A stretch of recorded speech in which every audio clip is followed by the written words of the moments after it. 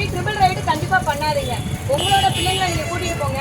அது குட்டி அந்த வயசுக்கு மேலே போகும்போது ட்ரிபிள் ரைட் ஆகிடும். பார்த்து கூட்டிகிட்டு போங்க. சாலை பற்றிய மதிப்பு நடக்கணும் அப்படிங்கிற அவேர்னஸ் பொதுமக்களுக்கு தெரிவிக்க வேண்டிய மாதமாக இந்த மாதத்தை வந்து கன்வே பண்ணுறாங்க. அதாவது நம்ம டிஸ்ட்ரிக்ட் எஸ்பி என்ன சொல்லியிருக்காருன்னா, அவரோட சார்பாக இந்த பொக்கேவை உங்களுக்கு எல்லாம் ஹெல்மெட் போட்டு வரக்கூடியவங்களுக்கு பாராட்டு தெரிவித்து ஹெல்மெட் போட்டு வந்திருக்காங்க.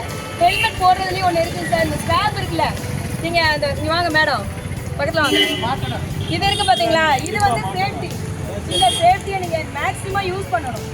இந்த சேஃப்டி யூஸ் பண்ணால் மட்டும்தான் நீங்கள் இன்கேஸ் ஏதாவது வண்டி இடிக்கும் போது நம்மளோட ஹெல்மெட் என்ன ஆகாது, கலந்து விழுகாது. இன்கேஸ் நம்ம விழுந்தாலும் நம்மளோட தலை வந்து அது தனியாக போகாது.